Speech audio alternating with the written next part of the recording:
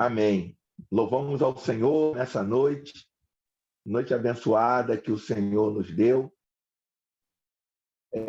para estarmos aqui juntos e aprendermos mais a respeito da sua palavra, das suas verdades, e nesse livro tão palpitante que é o livro de Apocalipse, né?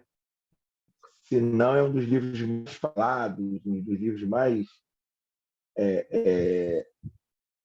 dito, né, nas igrejas, especulado e etc. Estudado também, né? Então, hoje nós vamos estudar, prosseguindo o estudo de quinta-feira passada, que foi muito bom. Nós iremos hoje continuarmos no livro de Apocalipse. Louvo a Deus pela vida dos irmãos que estão aqui conosco, que priorizaram estar aqui conosco, porque todos nós temos os compromissos, mas priorizamos estar aqui nessa igreja que se reúne nesse lugar toda quinta-feira. Igreja na qual o Senhor é o cabeça, o Senhor é o dono, Ele é o líder maior dessa igreja. Nós estamos aqui como irmãos e irmãs, aprendendo juntos aos pés do Senhor Jesus, na instrumentalidade do corpo de Cristo, na figura do nosso professor Wilton Chime. Então, eu gostaria de orar ao Senhor para que nós pudéssemos continuar nesse mesmo espírito de adoração, de aprendizado. Senhor, te louvamos nessa noite, glorificamos a Ti, porque Tu és santo, fiel e verdadeiro. Louvamos, Senhor, pela Tua vida em nossas vidas, pelas nossas vidas em Tua vida, que nos dá esse fôlego, nos dá essa força, essa vontade de aprender a Tua palavra. Te peço que Tu possas aguçar o Teu povo que se encontra aqui para, no final, fazer perguntas, para nós aprendermos juntos, Senhor. Usa o nosso professor, que ele seja usado por Ti e que cada dia mais Tu possa abençoá-lo, como Tu sabes e como Tu fazes. Muito obrigado, amém e amém. Professor, por favor. Amém. Boa noite, meus irmãos. A graça e a paz do Senhor Jesus. Então, hoje a gente vai continuar o nosso estudo no livro do Apocalipse. Conforme foi pedido na semana passada e houve uma concordância aqui no grupo com os irmãos, a gente vai de uma maneira bem tranquila, bem calma, bem devagar acerca desse livro, sem pressa para acabar esses estudos, porque a gente verifica, né, como o irmão Isaías falou, é um tema que desperta bastante interesse nas pessoas, até porque o livro do Apocalipse ele sempre foi visto como algo misterioso, algo que abordava o fim do mundo, e houve pouca prática, né, acerca do Apocalipse na vida das igrejas, porque sempre se interpretou que era algo para o futuro, que era algo um pouco distante, que às vezes se aproxima, outras vezes não, de um cumprimento, sendo que, na realidade, o Apocalipse ele é um livro muito prático e como foi proposto no estudo de hoje, ele é um livro que retrata uma alegria do povo de Deus. Mesmo em momentos de perseguição, de tribulação, de turbulência, ele é um livro que vem resgatar esse sentido de alegria para o povo de Deus. Então, como de costume, eu vou falar aqui um pouco, fazer a abertura do tema, e depois eu passo para o irmão Isaías para ele coordenar essa questão das perguntas. Ao final do estudo, permitindo o Senhor, eu mando lá no grupo, coloco lá o material que eu preparei para essa aula. Então, vamos lá. O que eu queria abordar aqui com vocês hoje, para a gente perguntar, questionar, interagir? É a questão da forma que nós vamos ler esse livro. Como que nós podemos fazer uma leitura sem aquele encaixamento, sem aquela forma já de enxergar como sendo um livro tenebroso, misterioso e difícil? Como que nós podemos enxergar? Uma maneira é a gente observar que esse livro ele pode ser lido de uma maneira litúrgica, ou seja, ele é um livro de adoração. É um livro onde adora o Cordeiro, onde coloca o Cordeiro no centro. Então, a partir dele, todos os atos descritos nesse livro vão se desenrolar. Isso é muito claro de a gente observar logo no início do livro, que diz que é uma revelação de Jesus Cristo. Se é uma revelação de Jesus Cristo, a gente pode pensar por dois prismas. Um, é o livro que revela a pessoa de Jesus. Então, seria uma revelação acerca de Cristo. E o 2 é que é um livro que contém uma revelação dada por Cristo. A gente não precisa optar entre um ou dois. Nós podemos ficar com as duas opções. Ele é um livro que trata da pessoa de Jesus e é um livro que fala acerca daquilo que Jesus quis revelar para a sua igreja. Então, nessa questão da revelação, a gente pode considerar isso. Tanto a pessoa de Cristo é revelada nesse livro, como também os seus atos, como também as coisas que vão acontecer brevemente para aquelas comunidades e que essas coisas estavam no poder de Jesus. Os capítulos 4 e 5 desse livro, eles abordam essa questão litúrgica de uma maneira muito clara. O João, ele é arrebatado até os céus e ele vê um livro que é um livro selado. O que contém nesse livro? Ele contém exatamente o desenrolar da história. É um livro que ele é impossível de ser aberto. Por quê? Porque ninguém consegue desenrolar a história. Ninguém é digno de contar a história da humanidade. E aí o João, ele entra num desespero. Ele chora, ele fica angustiado porque ele não encontra ninguém capaz de abrir o livro. E um ancião, que é uma figura também muito usada nesse tipo de literatura, né? Alguém mais experiente, ora é um mensageiro celestial, ora é um ancião que vem a representar tanto o povo de Deus no Antigo como o povo de Deus no Novo Testamento. Esse ancião, ele chega diante de João e dá uma palavra de consolo, porque ele vai apontar para o leão da tribo de Judá, que é digno de abrir esse livro, que é digno de desatar os selos. Só que aqui tem uma coisa muito interessante. Quando o João ele vai olhar para ver quem é esse leão, ele não enxerga a figura de um leão, ele enxerga a figura de um cordeiro. O que o texto está mostrando?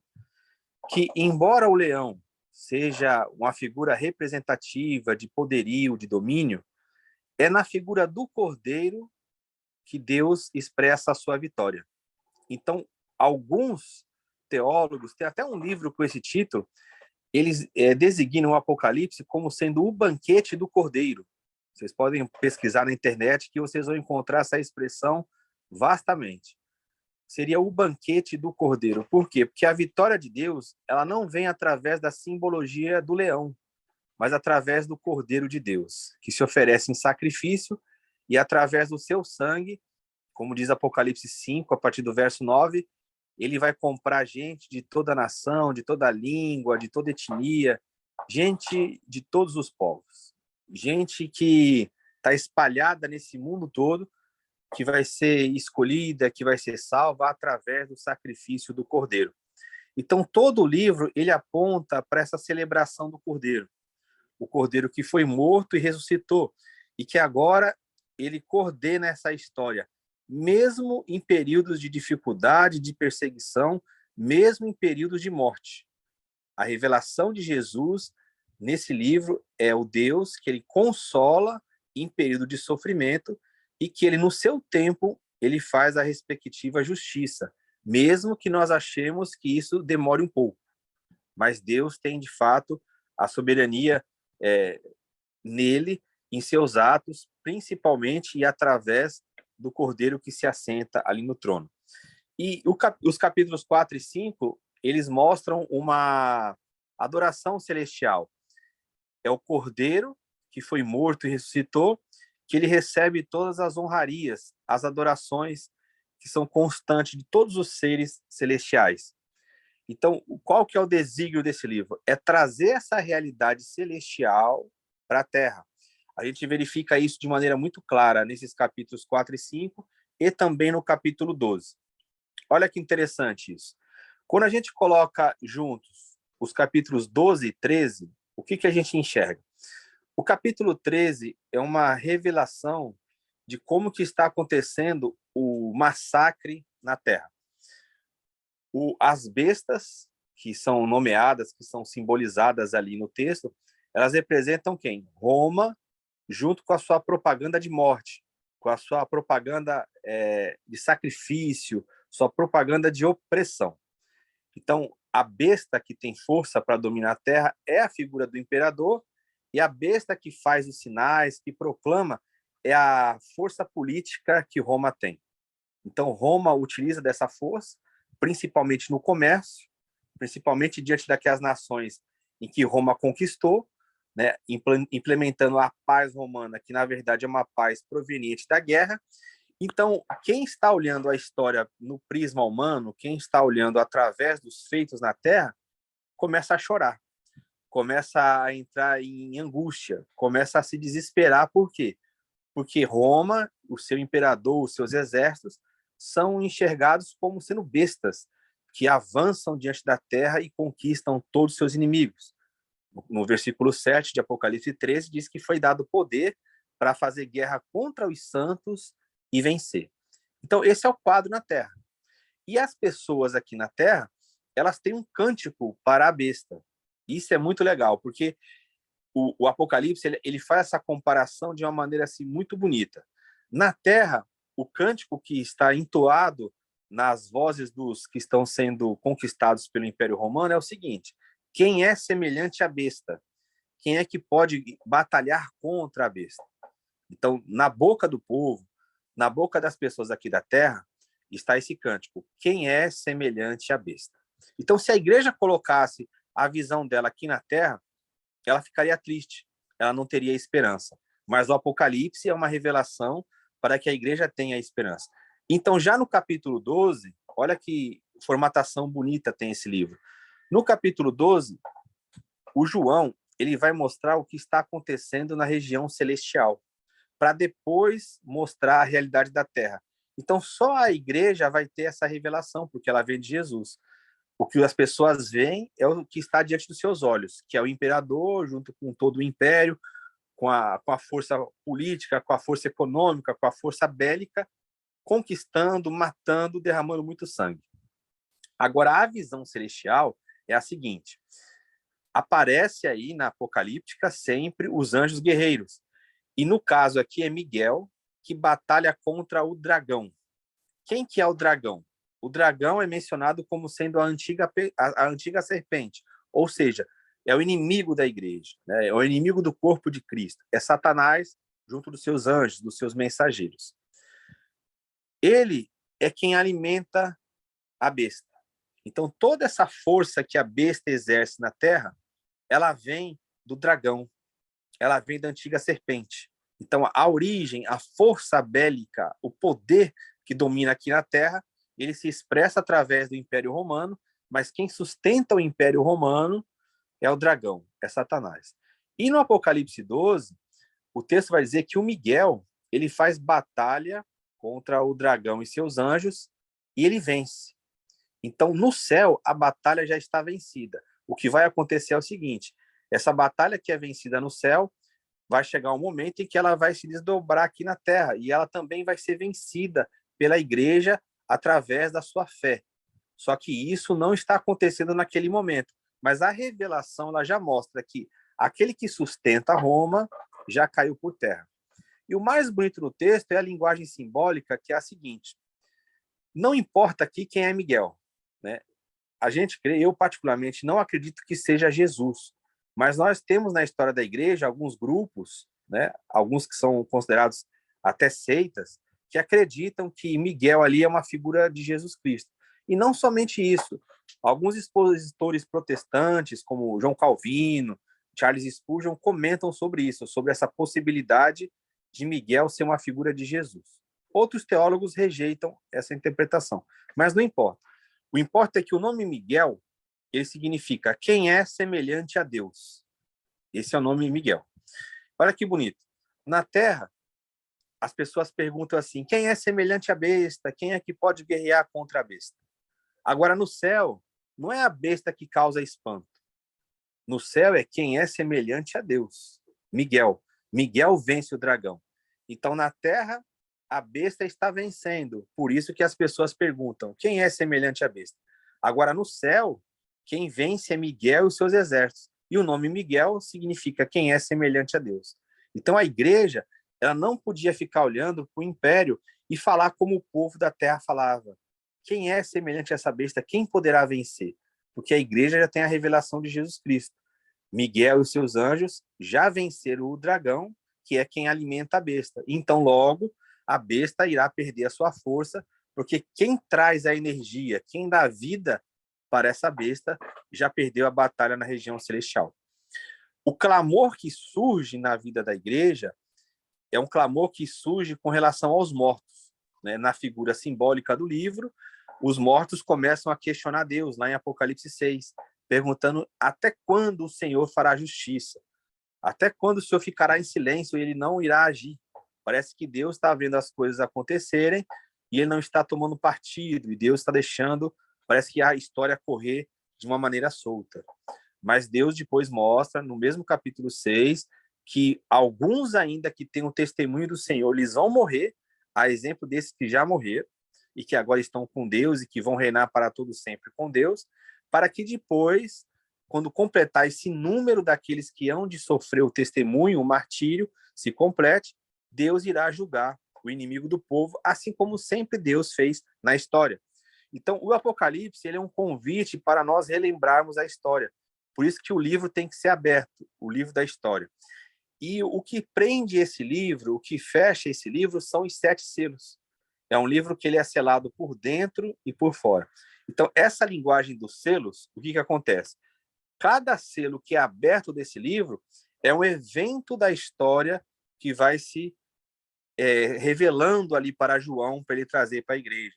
Então, a partir do capítulo 6 do Apocalipse, a gente vê a abertura dos selos até o 7º selo, aonde os eventos da história vão sendo desdobrados.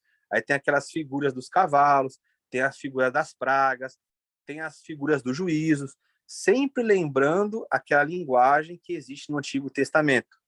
O Apocalipse, como eu falei na semana passada, ele é um livro muito rico de passagens do Antigo Testamento. A gente tem assim uma imensidão. Ele é o livro do Novo Testamento que mais possui passagens do Antigo. Essa semana eu mandei lá no grupo, não sei se os irmãos chegaram a ler, um artigo teológico que mostra a comparação do livro de Isaías com o Apocalipse.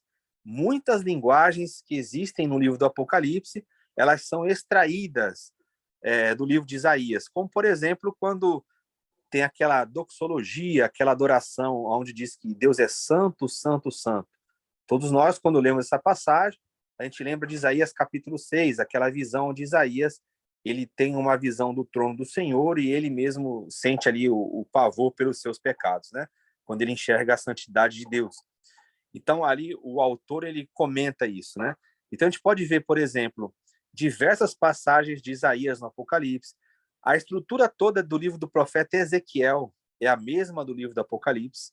Para quem estuda a revista da Casa Publicadora das Assembleias de Deus, o próximo trimestre é sobre o livro de Ezequiel. Então, quem for estudar essa revista vai verificar que muita coisa que aparece no Apocalipse já aparecia no livro do profeta Ezequiel. As questões da libertação do povo no cativeiro, quando o povo esteve diante de Faraó, diante lá de Nabucodonosor, quando esteve na opressão, nós também lemos no Apocalipse. Então, a chave de leitura é que é um livro litúrgico que mostra essa adoração a Deus, ao Cordeiro, e é um livro que remonta a história. Então, na realidade, a revelação de Jesus Cristo é um voltar ao passado para trazer a esperança. Então, a esperança do povo de Deus, ela não está somente no futuro. A esperança do povo de Deus é rememorar as coisas do passado. Os profetas tinham esse costume, né? A gente pode ver textos lá no Antigo Testamento que diz: eu vou trazer à minha memória as coisas que me dão esperança. Então, o Apocalipse ele faz isso. Ele fala: olha, vocês não precisam ficar desesperados. É só vocês olharem a história. A história do povo de Deus mostra que nos momentos de dificuldade, onde o povo estava em opressão, o povo foi liberto pelo Senhor. Então, essa figura do Egito, na parte inicial do Apocalipse, ela é muito importante, porque o povo, naquele momento, precisa do quê? Precisa de libertação. Quando se fala de libertação, lembra-se do Deus que libertou o povo no Egito. E qual foi o instrumento que Deus usou para dar esse pontapé inicial na libertação? Muita gente fala assim: foi Moisés. Moisés foi um instrumento humano, de fato, que Deus chamou, separou, escolheu para fazer essa libertação, para ser o porta-voz de Deus. Mas não foi em Moisés que se dá o pontapé inicial. O início se dá quando o povo de Deus clama. Então Deus diz que ele ouviu o clamor do povo, ele viu a angústia do povo, e quando o povo clamou, Deus agiu em libertação. No Apocalipse, é a mesma estratégia que é usada. Se nós olharmos o capítulo 8 do Apocalipse, lá existe uma figura clara de um culto celestial, onde a fumaça do incenso, onde aquilo que agrada a Deus, que chega até as narinas de Deus, não é uma adoração apenas dos lábios, mas é uma oração que ela vem carregada com esse sentimento de libertação. E ali na visão simbólica, o João ele vê a taça que contém as orações dos santos sendo derramada e Deus agindo através das orações. Então a esperança do povo não é o povo se aliar com Roma, se aliar com os judeus, é o povo fazer como sempre aconteceu na história, o povo buscar a face do Senhor, que o Senhor ele ouve, que ele traz essa libertação. Outra maneira de nós enxergarmos o Apocalipse é estudar cada forma simbólica em separado. Por exemplo, eu até conversei isso com a irmã Jacira, a figura de um leão. Aí as pessoas perguntam assim, o que é o leão? Né? Aí, isso é difícil de responder quando a gente não entende o contexto, porque nas figuras bíblicas, elas são figuras neutras em sua maioria. Né? Quando a gente fala de leão, o que a gente lembra? Leão da tribo de Judá, o leão que é o rei dos animais. Mas também a Bíblia, ela chega em uma determinada passagem do livro de Pedro, citar que o inimigo de nossas almas, ele ruge como um leão. Então, os irmãos vejam, as figuras simbólicas, elas não carregam em si o seu sentido. O seu sentido, ele é um sentido que ele depende do texto onde ele está inserido, porque a figura simbólica em si, ela é neutra. Então, no Apocalipse, o que nós temos que fazer? Separar as figuras simbólicas e encontrar o seu sentido em cada passagem.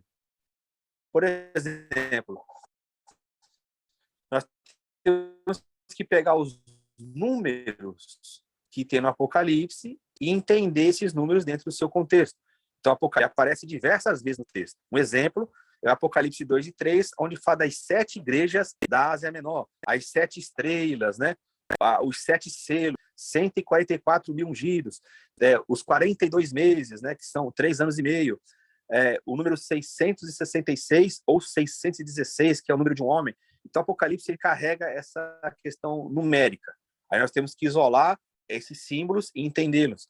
O Apocalipse ele é rico quando ele fala de fenômenos naturais para mostrar as atuações, sejam de Deus, seja do inimigo do povo de Deus. Os trovões, né? As chuvas, as saraivas, os terremotos. Então, essa figura natural desses desastres, desses cataclismas, são sempre usados no Apocalipse e também a gente tem que levar para o seu respectivo contexto. Os instrumentos simbólicos de adoração, a gente vê harpa, cálice, a gente vê louvores, então isso aí também, incenso, a gente deve sempre colocar no seu contexto e separando. O Apocalipse é um livro cheio de cores, é um livro muito colorido, a gente vê a cor branca, a cor preta, a cor amarela, a cor vermelha, a cor verde, então cada figura tem a sua simbologia. E aqui, para encerrar essa primeira parte, para não ficar assim muita informação, até para os irmãos também participarem, uma questão muito interessante é a seguinte: quando aparece essa comparação do povo de Deus no Apocalipse, o povo de Deus ele é contraponto ao povo que não é de Deus. Eu vou explicar para vocês. Apocalipse 13, por exemplo, lá está escrito daqueles que recebem a marca da besta. Então tem um povo ali que ele é infiel a Deus, que ele é fiel a Roma e ao imperador, que eles vão ser selados. Ou seja, eles vão ser identificados com Roma, com seu esquema político, econômico, social, com seu esquema de opressão. Então, esse grupo ele é selado com o número da besta, né, que tem o seu nome, então com a identificação com Roma. Logo em seguida, no Apocalipse 14, aparece o outro grupo, o outro povo que é contrapovo ou contraponto a esse povo que já foi mencionado. No caso do Apocalipse 14, é o povo de Deus. E qual que é a característica desses 144 mil?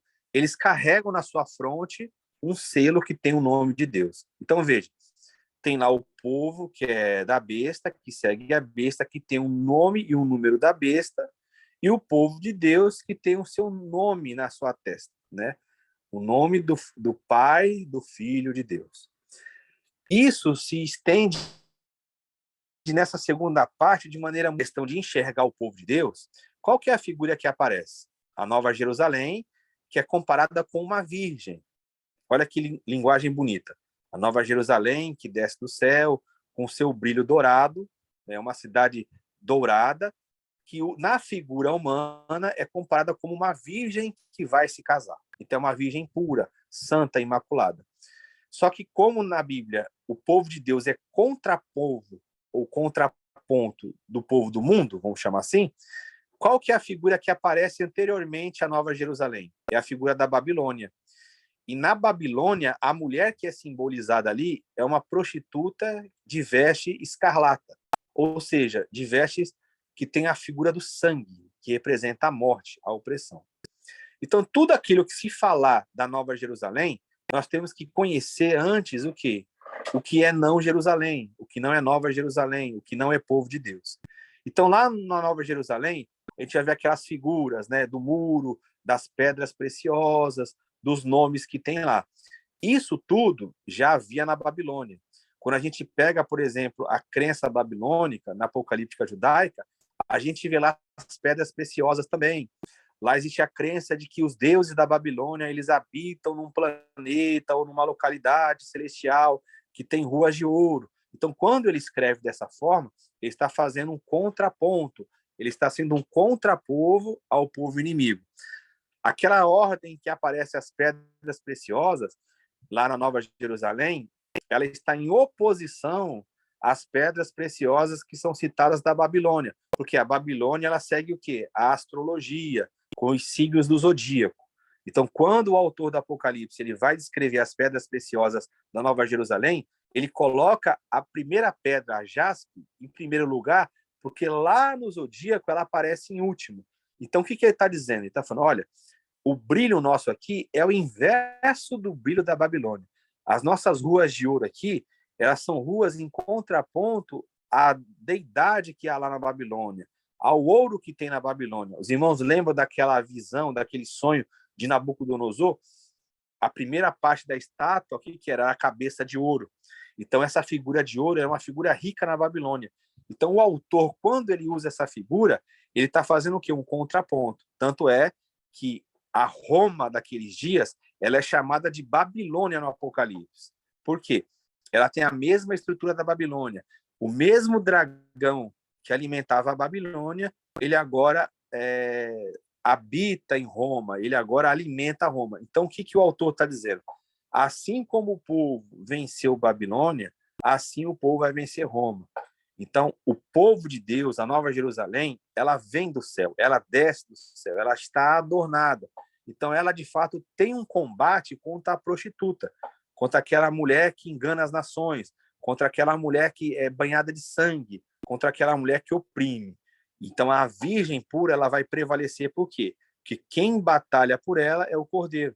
Então, na figura, o que aparece? Aparece um homem montado num cavalo branco, que ele vem para salvar o seu povo, né? E aí nós sabemos ali pelo texto que na perna dele está escrito que é o verbo de Deus. Então nós sabemos que é Jesus que vem e batalha contra o povo.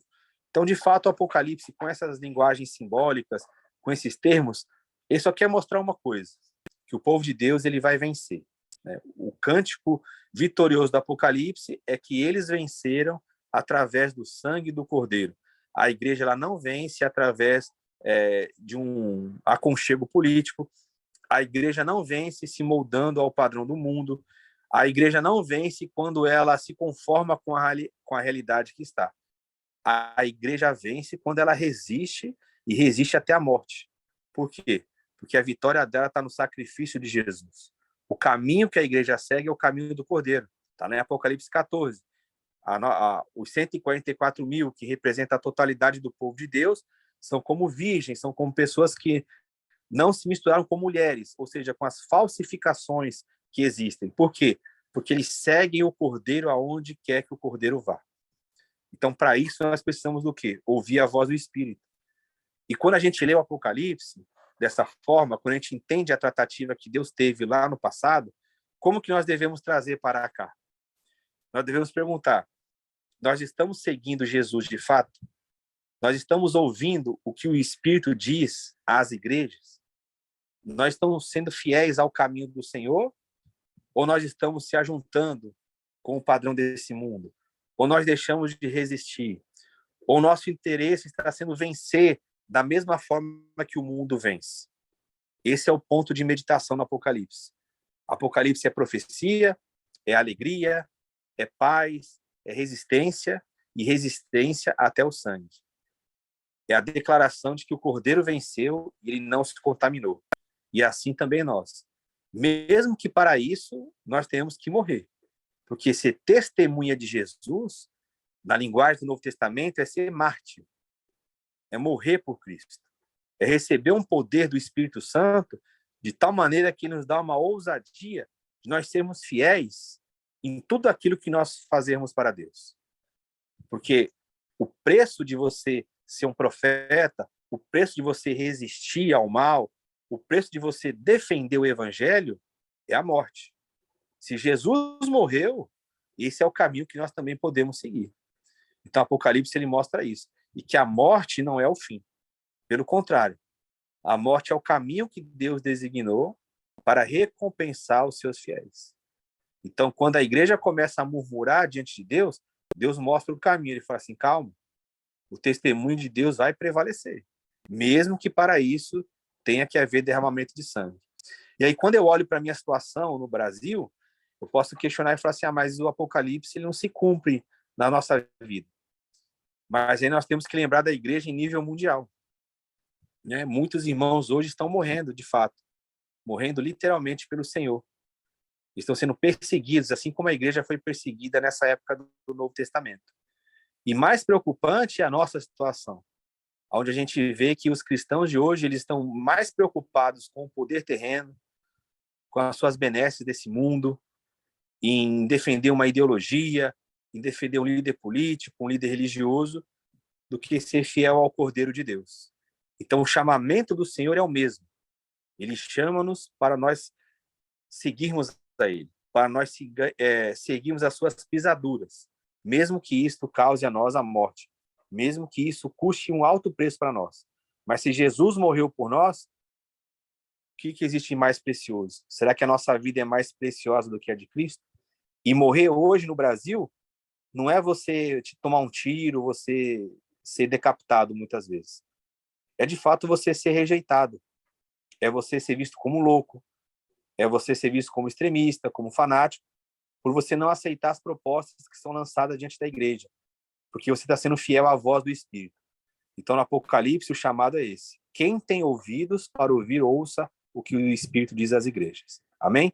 Vou passar para o irmão Isaías. Irmão, isso aí é um evangelho verdadeiro. Ele nos mostra o quanto nós estamos distantes, né? Olhando assim de uma forma regional, nacional, não é? Como nós estamos distantes do verdadeiro propósito, do sublime, né? Supremo propósito que o Senhor tem. Hoje em dia, se luta para não fechar a igreja, templo, melhor. A busca principal é não. A palavra de ameaça ela é: vamos votar nesse, que esse não vai fechar os templos.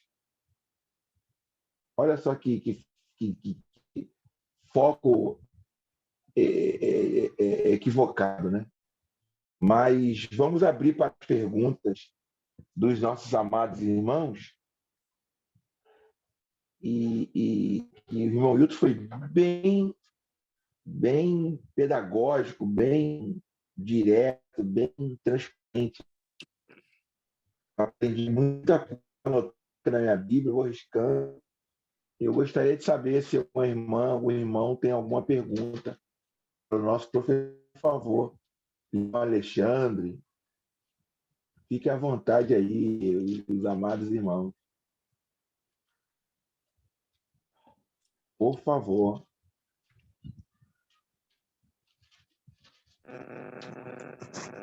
Amém, meus irmãos. Agradecer primeiramente aí, né? Por Tá favor, dando pra Antônio, ouvir? fique à vontade. Tá dando sim. Irmão Hilton, que Deus continue abençoando a vida aí do irmão. Que palavra abençoada mesmo. Muito rico em tudo. O ponto que o irmão pôs do leão, aliás, de Miguel, no caso ali, fazendo a comparação da igreja, né? Quem se comparará à, à besta? E aquele ponto ali foi, nossa, tipo assim, nunca passou isso na minha cabeça. Foi muito, muito bom, muito interessante mesmo. Foi maravilhoso. Em relação ao nosso país, é fogo mesmo. Aliás, mundialmente, né? Eu estava conversando hoje com um irmão hoje aqui, aí a gente falamos um pouco de tudo, vamos dizer assim. Aí eu falei que eu me converti verdadeiramente em 2020. Aí eu falei com ele, falei, tem algumas coisas que eu entendi que, como cristão, eu não posso, vamos dizer, participar mais, falar, viver naquele meio assim, vamos dizer assim. E a gente tem que ser separados, né, vamos dizer assim. Então, independente, se é para arrumar dinheiro e tal, lá, irmão. Verdade. Então, em questão eu fiquei um tempo preocupado com política, vamos dizer assim. Nunca tive preocupação com política, nunca na minha vida. Em 2017 eu comecei a virar quase político, só faltou virar político. Então, acompanhar mais, vamos dizer assim, né? E aí até então que eu li na Bíblia, né? Que a nossa confiança está no Senhor que fez os céus e a terra. Quem entrar ou sair, entendeu? É permissão do Senhor e pronto, entendeu? Não cabe a nós não fazer propaganda para ninguém, falar de A e Amém. B. E Exato. é tremendo, irmão. Essa palavra Apocalipse, meu Deus, é muito tremendo. Estou arrepiado Amém. aqui. Penso mesmo. É isso que eu queria falar mesmo. Não tem nada para perguntar ao irmão, sinceramente. Não tem nada para perguntar. Foi muito Obrigado, rico. Antônio. Foi muito rico o que o irmão falou. Muito Foi muito obrigado. pedagógico, muito pedagógico. Te Foi. agradeço, Antônio, pela sua participação. Amém, Eu que meu. agradeço. O Espírito Santo que vai iluminando, né? Vai É mesmo. iluminando as nossas mentes, né? E a irmã Sheila, ela está com uma pergunta aí quente para fazer para o nosso professor. Por favor, irmã Sheila. Amém. Na Nos realidade, ajude. a pergunta não tem muito a ver com o que você explicou, Will, porque já estou cansada de falar, né, que você ensina super bem, a gente é super claro. Depois que você explica, a gente consegue entender muita coisa que parecia tão óbvia, né, mas a gente não entende. Mas Apocalipse não é tão óbvio, não, né? Mas a pergunta é assim: você sabe ou qual a denominação que começou a distorcer toda essa questão do Apocalipse, né? Porque aí fala assim que a vacina da Covid era a marca da besta, aí outros falam que não, é aquela questão de tudo ser digital e que vão colocar um chip, um nanochip em você, e o número 666, enfim. Você sabe de onde começou a vir essa essa mentira, né? Essa falseta sobre o Apocalipse? É isso só que eu queria saber. Obrigado, irmã Sheila. Legal. Essa é uma pergunta clássica desse assunto, né? Quando a gente começa a estudar o Apocalipse e verificar as formas de leitura, as chaves de leitura, de interpretação, geralmente quem aprendeu a outra interpretação, essa que a Sheila disse, pergunta assim, mas quando é que começou isso, né? Por que que isso aí ficou tão popularizado? Então, assim, eu vou tentar explicar de uma maneira rápida, mas colocando os pontos históricos, tá? sempre na história da igreja, algumas pessoas, sempre, assim, era muito pequeno assim, o número, era uma minoria mesmo, que acreditava no Apocalipse dessa maneira como a gente vê hoje na maioria das denominações no Brasil. Era um irmão ou outro, né, que pensava dessa forma, e aí a maioria já julgava que isso era uma heresia, que era um absurdo crer dessa forma. Então, em vários períodos da história da igreja, sempre teve alguém que pensou dessa forma, mas era um pensamento isolado. Esse pensamento ganhou muita força, achei, foi no século XIX. Historicamente, a gente pode pontuar isso no século XIX. Tinha ali um grupo de irmãos, né, isso ficaram espalhados na Europa, que começaram através de uma mulher que ela teve uma revelação, ela teve um sonho, vamos chamar assim, uma visão, onde ela via o mundo entrar num desespero, numa destruição, tal. E aí começou a ter um surto desse tipo de pensamento, de visão, tal. Aí esse grupo de irmãos, eles eram chamados de irmãos de Plymouth. Eram os irmãos que se reuniam e eles começaram a enxergar esses fatos bíblicos como do Apocalipse apontando para o futuro. Então, eles falaram assim, olha, para o mundo acabar, para acontecer a volta de Jesus, esses fenômenos que nós estamos lendo aí, eles vão chegar e vão acontecer um dia. Então, eles começaram a interpretar o texto dessa forma, né? Tem até vídeos na internet, material que mostram, né, como que esse avanço foi sendo dado. Eu vou resumir aqui para mostrar para a Sheila e para os irmãos. Aí esse grupo ele foi divulgando esses materiais, eles foram imprimindo, isso aí foi dando um vulto muito grande, porque começaram a surgir conflitos, começaram a surgir essas seitas apocalípticas, né? E aqui me perdoe se alguém ficar ofendido, mas essas seitas como Testemunha de Jeová, Adventismo do Sétimo Dia, Igreja Mórmon, né? Igreja de Jesus Cristo dos Santos dos Últimos Dias, que no meio católico, por exemplo, e na academia, são chamados de movimentos milenaristas. Então, eles foram falando o seguinte, ó, assim como está se aproximando o final desse milênio, né, a volta de Jesus ela é iminente, ela é próxima. Então, eles começaram a entender, Che, que essas profecias elas apontavam para uma volta de Jesus que se daria próxima do final do milênio. Se você pegar a história das Testemunhas de Jeová, por exemplo, eles marcaram a volta de Jesus ali várias vezes, né? No início do século XX, ali, nos anos 1900, 1904, 1908, 1914, 1918, eles começaram a marcar a volta. Os adventistas falam de uma volta espiritual, onde Jesus ele entra lá no santuário celestial para executar a sua obra. Enfim, é uma doutrina muito específica, contraditória, teria que ter muito tempo para abrir. Mas aí a pergunta vem, tudo bem, ainda não chegou nas igrejas evangélicas. Como que essa doutrina chegou? Os Estados Unidos, os teólogos lá, começaram a investigar isso de maneira muito profunda. E aí os movimentos de despertamento espiritual colaboraram para isso, infelizmente. Como houve um derramamento do Espírito, como alguns sinais que a gente via na igreja primitiva, eles vieram junto.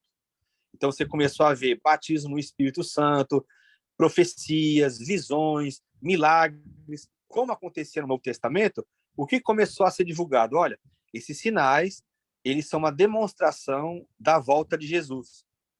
Por quê? Assim como Cristo iniciou a igreja aqui na terra, com o derramamento do Espírito, assim ele vai arrebatar a igreja da terra. Porque se a igreja começou bem, ela vai terminar bem. Então, enxergar esses movimentos como o movimento neopentecostal, o movimento de curas e milagres, como sendo um sinal da volta de Jesus. Aí começou a se popularizar.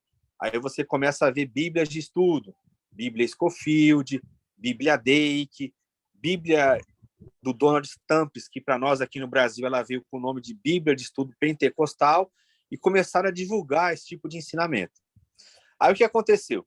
John Derby também. Né? Isso, o Derby é um dos principais teólogos que fez essa análise. Talvez o principal. O Derby, junto dos irmãos de Plymouth, lá, né, ele fazia parte.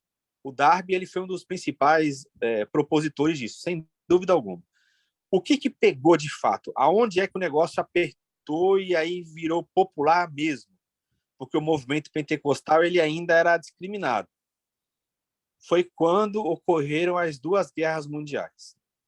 depois da Segunda Guerra, principalmente, ali começou-se a enxergar que o mundo estava entrando num declínio, né?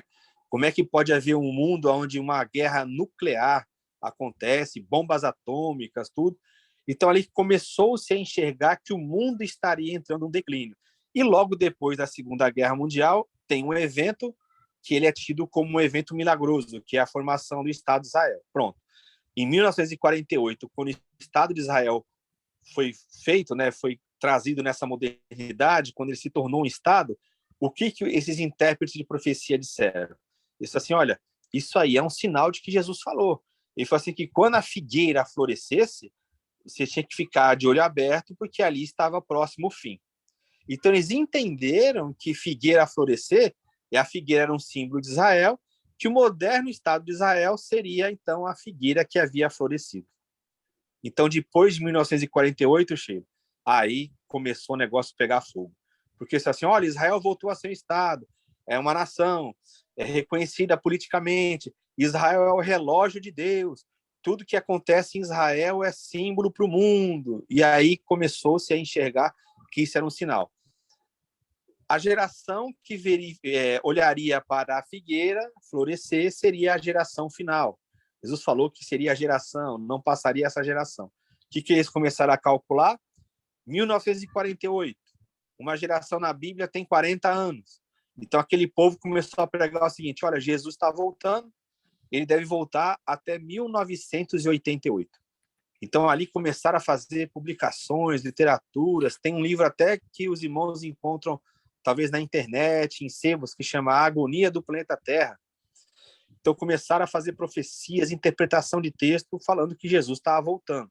Então, todo o movimento que acontecia politicamente, eles interpretaram que era um sinal. Então, surgiu uma liderança mundial, o Isaías até comentou no estudo passado, ela se tornava uma espécie de um anticristo.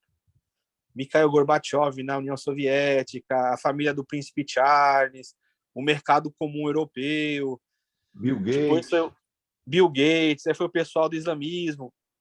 Então, foi nessa questão moderna que surgiu essa interpretação. O que acontece hoje? Na maioria dos estudiosos, da academia, essa doutrina já caiu por terra. Aí você fala assim, mas isso eu vejo pregação direto, eu vejo livro ainda ser vendido, eu vejo muita pregação dizendo que Jesus vai voltar agora, que o chip é a marca da besta, que o cartão de crédito, que o coronavírus, que o Trump, que o Bolsonaro, que o Lula. Por que isso? Porque ainda não chegou no povão. Na academia, mesmo no ramo pentecostal, já tem muitos autores, muitos professores que já desconsideram esse tipo de interpretação escatológica. Só que tem isso aí, Che, por que não muda de uma hora para outra? Porque, infelizmente, isso aí lida com muito dinheiro. Como é que você vai chegar e você vai falar para cancelar todo esse material que já foi produzido? E aqui eu vou deixar só um exemplo para vocês, que eu não estou falando nenhuma calúnia, não. Eu vou falar de um fato real. Quando a Bíblia Dake, não sei se os irmãos já conhecem, a maioria aqui deve conhecer essa Bíblia. Essa Bíblia estava nos Estados Unidos. Por que ela chama Bíblia Dake? Porque as notas dela, de estudo, foram feitas por um pastor que chamava Finis Dake. Esse pastor publicou essa Bíblia nos Estados Unidos. Essa Bíblia nos Estados Unidos era apelidada de Bíblia Pentecostal.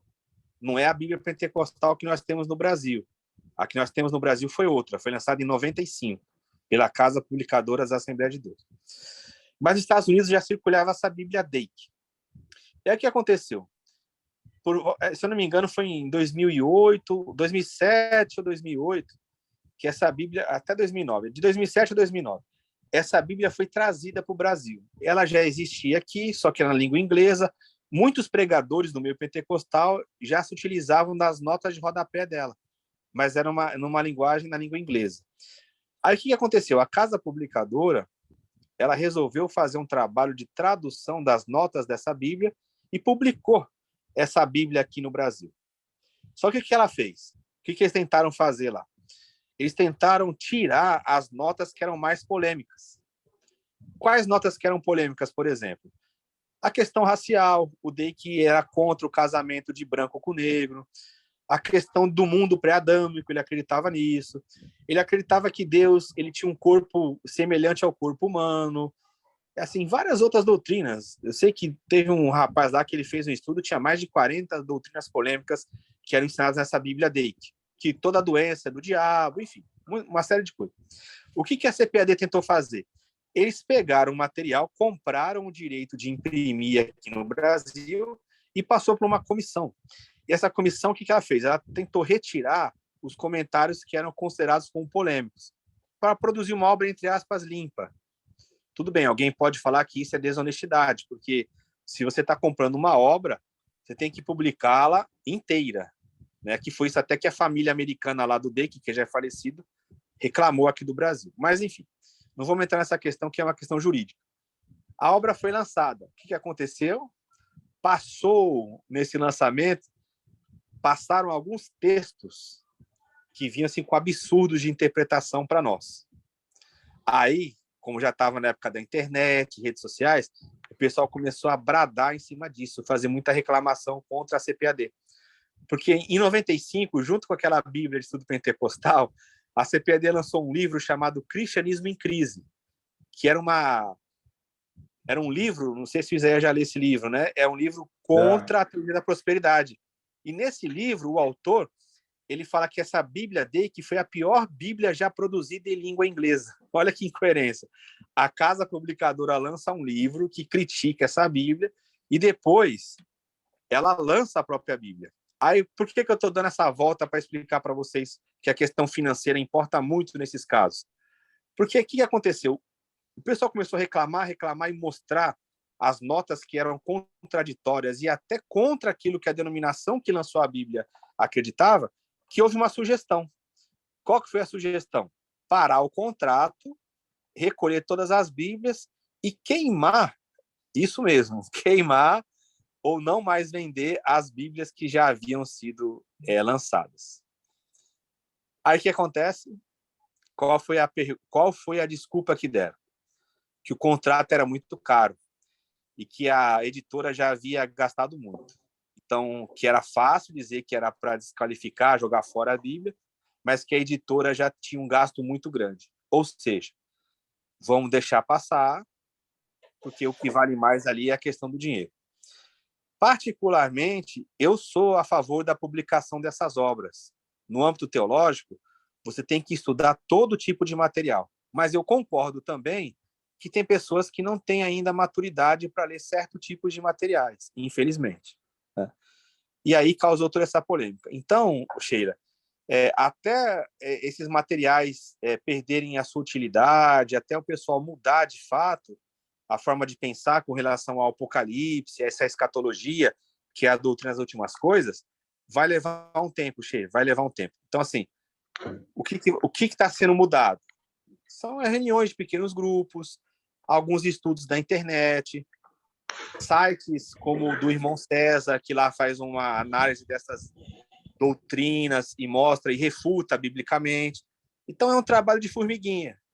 É um trabalho como o grão de mostarda. Ele começa pequenininho e vai crescendo. Então, um vai divulgando para o outro até que as pessoas vão tomando aquela coletividade de pensamento. Eu acredito que hoje, com as redes sociais, isso aí a velocidade pode aumentar.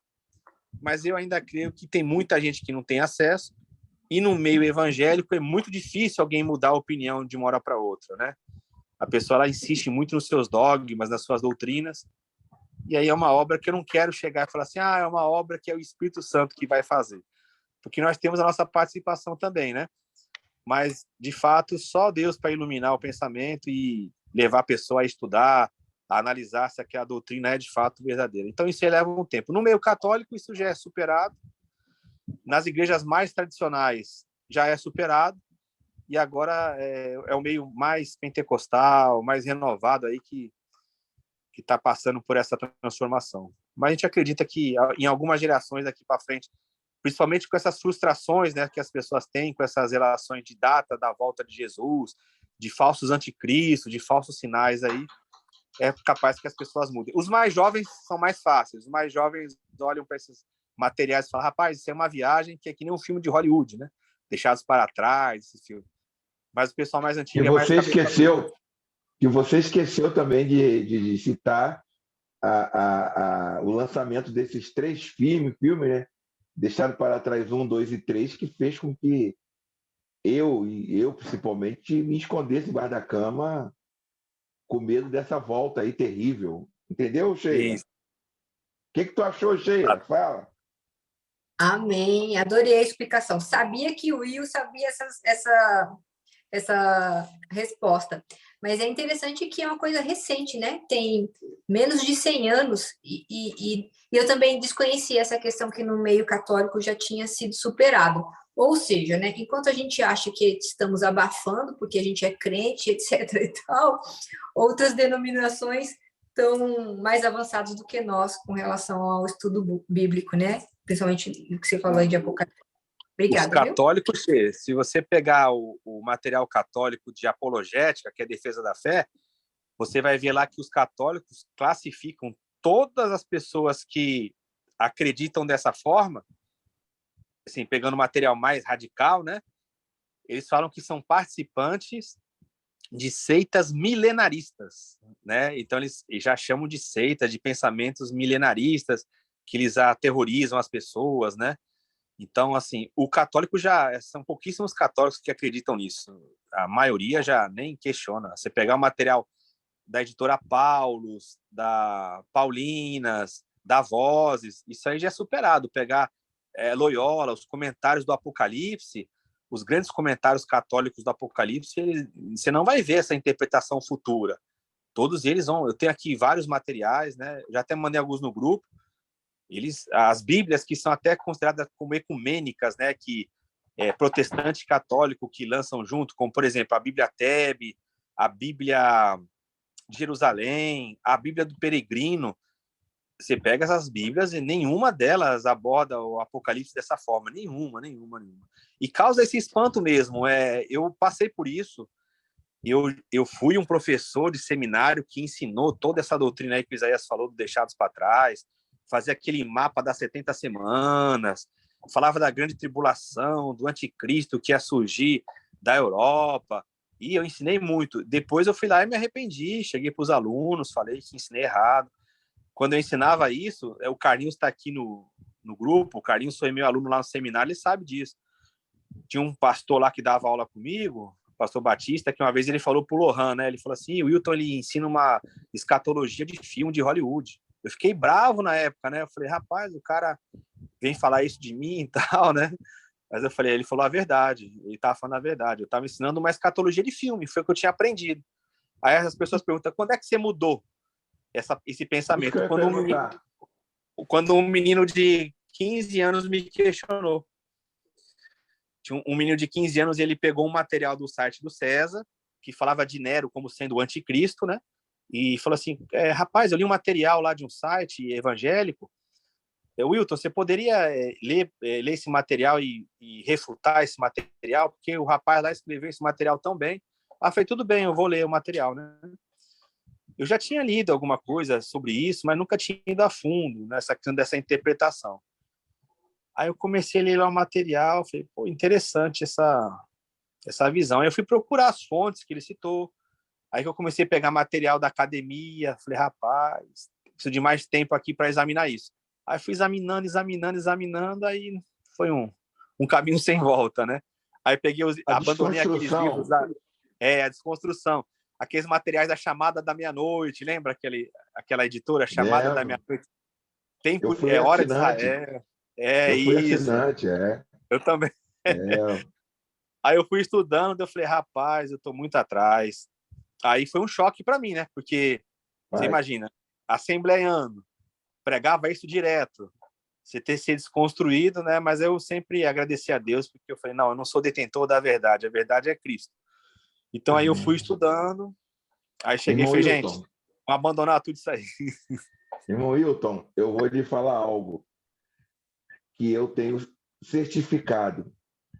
O que faz as pessoas permanecerem nessa doutrina, na minha visão, primeiro, é uma doutrina difícil do afegão médio, como falam, do crente com conhecimento pequeno chegar.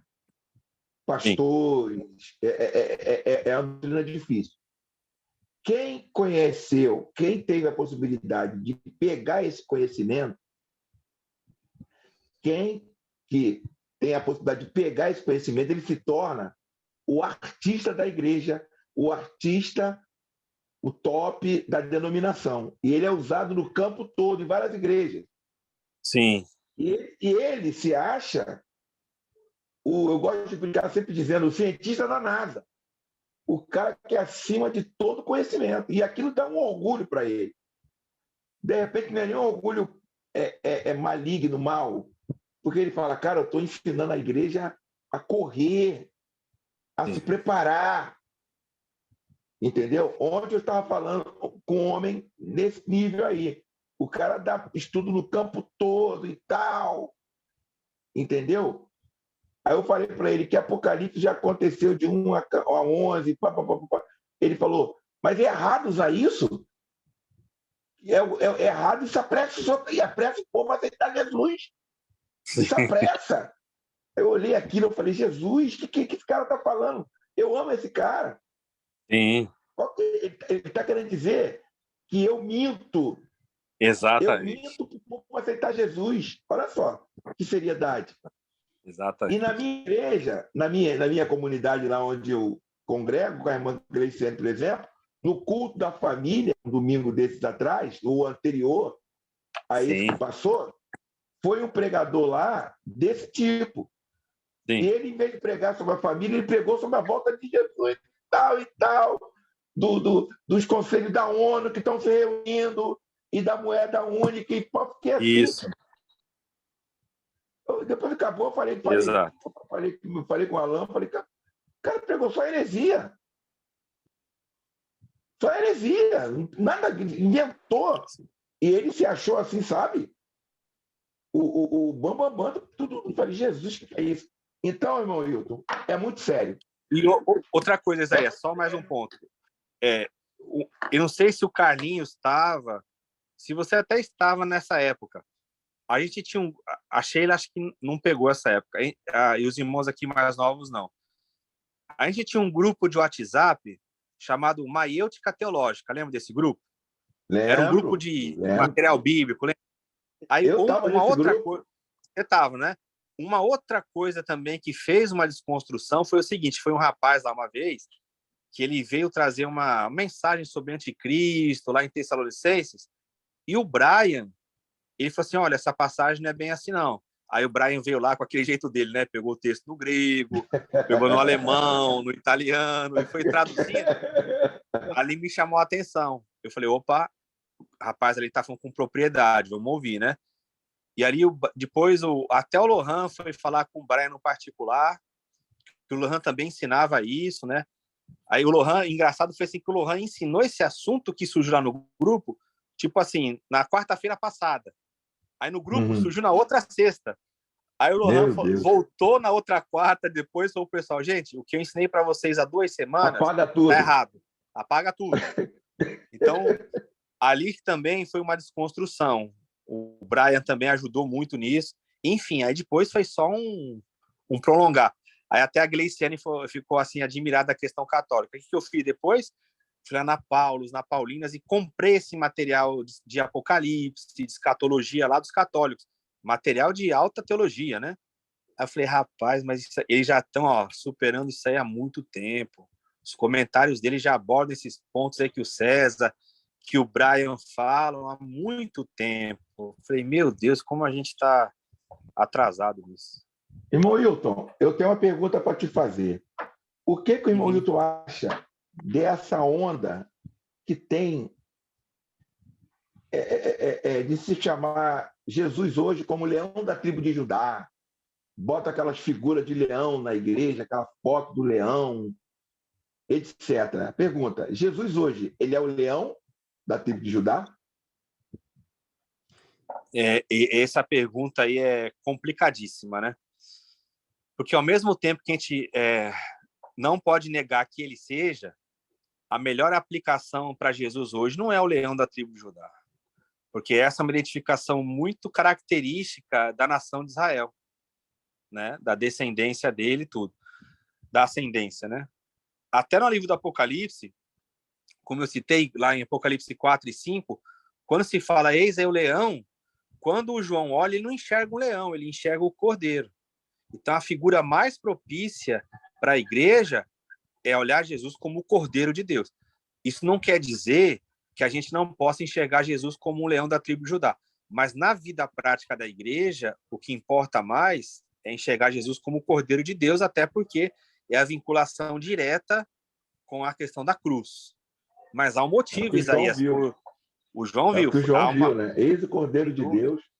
E o João não viu o leão, né? Não. Mas tem todo um motivo por que estão colocando isso aí como o leão da tribo de Judá. Essa questão de olhar para o Israel moderno, né? Isso. E esse domínio aí de Jesus dominando o mundo, tal, né? Mas ele não domina como o leão, ele domina como o cordeiro. Amém. O Apocalipse fala a vitória do cordeiro. É Jesus. Se tem uma revelação de Jesus no Novo Testamento nessa figura simbólica de animal, é o cordeiro. Isso aí é sem sombra de dúvida. Alguma pergunta a mais, povo de Deus? O Jonathan está na área. Jonathan Lucas. Você conhece ele, Wilton? É o Jonathan lá de Jardim Primavera? Se for ele, eu conheço, é meu amigo. Amém. Vamos lá, gente. Uma pergunta ou podemos terminar? Alguma pergunta a mais? Antes de terminar, eu gostaria de... é ele mesmo, Wilton, é ele mesmo. Eu gostaria de pedir aos amados irmãos aqui do grupo... Amém. De pedir aos irmãos aqui do grupo, antes de terminar, que nós, movidos pelo Espírito Santo, abençoássemos a vida do nosso professor Wilton. Eu vou dizer aqui para os amados irmãos o número da conta, o número do Pix do nosso irmão Wilton, para que nós pudéssemos abençoá-lo, depositando a quantia que o Espírito Santo tocar no seu coração na conta do irmão Wilton. O Pix do irmão Wilton é 285-753-398-50, é o CPF dele. Wilton José Chine. Pix 285-753-398-50. Que você possa abençoar a vida do servo do Senhor, para que ele possa cada dia mais estar aqui conosco, nos ensinando essas maravilhas que, como o irmão Alexandre aqui colocou, só ouvindo para aprender. Amém, irmão Alexandre. E eu louvo a Deus pela vida dos amados irmãos e queria saber se não tem mais nenhuma pergunta. Vamos lá, Gleiciane, aproveitar que você está na área como hoje aí conosco. Nenhuma pergunta? Você já está com o teu chip aí, com a vacina da Covid? Já está com o teu chip aí implantado?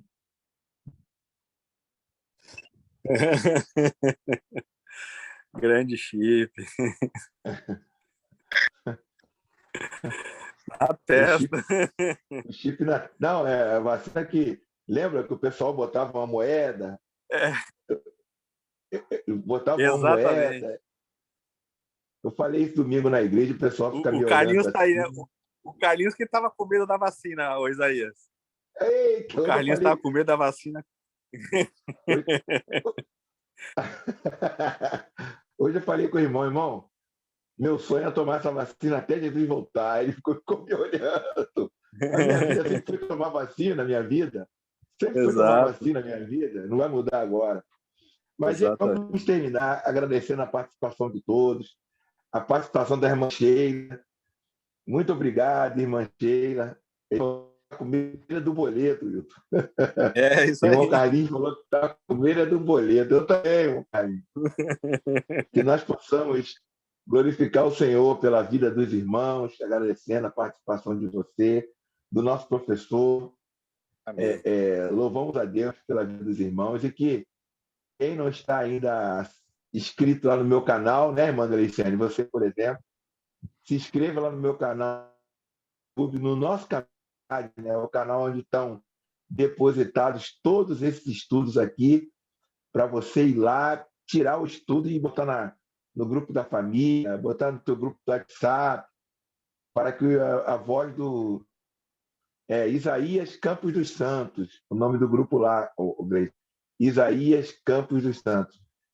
Aí você pode botar no grupo da família para que a voz e a figura do nosso irmão Hilton possa ir pelas nações. Agora, a tecnologia nos dá essa possibilidade.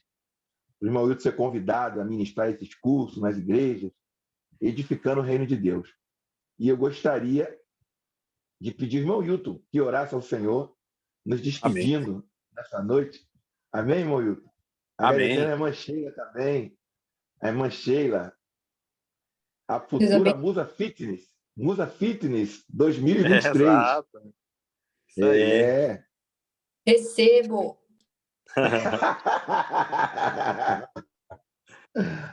Por favor, irmão Hilton. Amém. Pai amado, muito obrigado, Senhor, por esse momento de comunhão com os irmãos, onde o Senhor se faz presente, onde a gente pode, Senhor, no conforto da nossa casa, estudar a Tua palavra, meditar, estar em comunhão aqui com os irmãos. Muito obrigado, Senhor, por Senhor abrir o nosso entendimento, nos mostrar a Tua revelação, que glorifica o Senhor. Uma mensagem de esperança, de paz, de conforto e de alegria. O Senhor continue abençoando a vida de cada um aqui, Senhor, a família de cada um, fazendo-nos, Senhor, avançar em Ti, em todas as áreas da nossa vida. Que a nossa vida venha representar o Senhor nessa terra. Continua fortalecendo cada um, curando, abençoando, fazendo a Tua obra, Senhor, em cada um de nós. Muito obrigado pelo Teu Espírito, pela Tua palavra e pela unção que o Senhor derrama sobre a vida de cada um aqui, Pai. Muito obrigado, em nome de Jesus. Amém, Senhor. Amém. Irmã Sheila, a irmã já colocou o último estudo lá na pastinha, não? Eu acho que não. Eu baixei, mas não coloquei. Eu vou Tá confirmar, vendo? tá? Ela está preocupada tanto na malhação, nas dietas. Ó. Irmã, eu também estou nessa aí também. Eu tô também Então, tá bom. Só o Hilton que... Nós temos que puxar o Hilton. Tô fazendo também. Tá fazendo, Hilton? Tô fazendo caminhada também. Caminhada com a cachorrinha, tá vendo, irmã Gleice? Também.